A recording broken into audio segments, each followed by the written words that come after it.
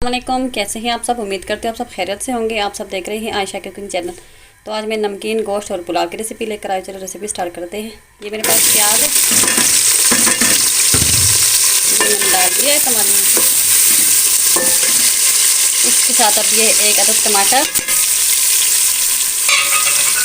और ये है लहसुन और ये अदरक है। ये मैं मोटे मोटे कूटती।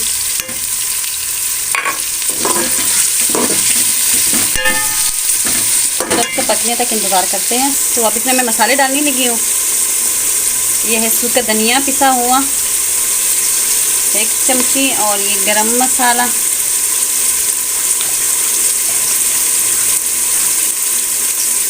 और ये है ज़ीरा,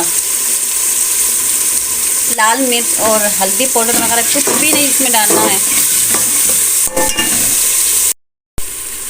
और यहाँ है मेरे पास एक कुटी हुई काली मिर्च आधी चमची।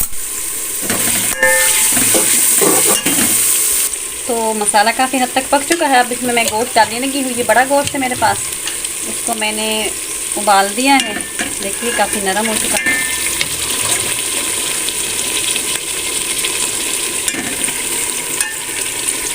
अब यहाँ भी गोश्त जो है मसाले में अच्छी तरह मिक्स हो चुका है। मैं इसमें ये डालने की, ये यखनी है मेरे पास। अब यहाँ जो यखनी है मेरे पास, अब मैं ये डालने लगी हूँ इसमें।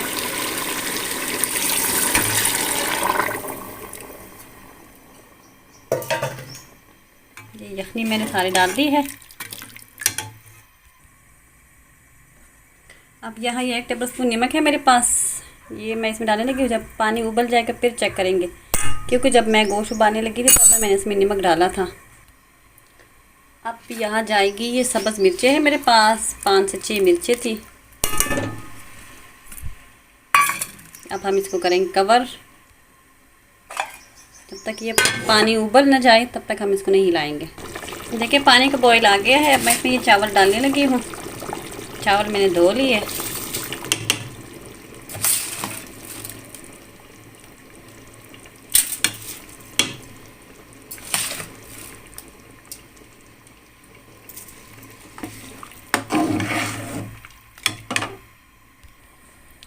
चावल मैंने सारे इसमें मिक्स कर दी हैं। अब हम इसको करते हैं कवर, पानी सुखाने तक इंतज़ार करते हैं। अब यहाँ पानी के चावल बिल्कुल खुश्क हो गया है। अब इसमें हम दम लगाएंगे। अब यहाँ मैंने एक साफ़ पोना ले लिया है। अब मैं इसमें ये डालने लगी हूँ। अब इसको हम करते हैं कवर।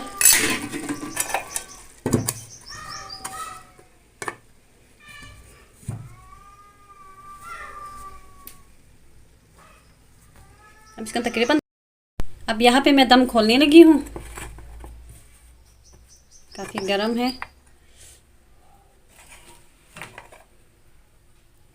माशाल्लाह बहुत ही ज़बरदस्त बन गई है।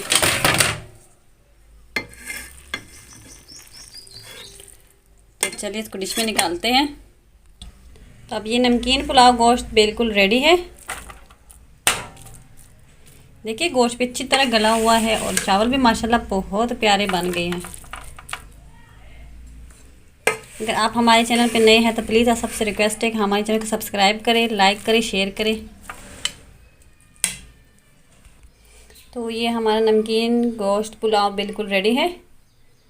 और ये मैंने साथ रायता बनाया हुआ है। तो इसके साथ मुझे दे इजाज़त। अपना बहुत बहुत ख्याल रखिए। अल्लाह हाफ़िज़।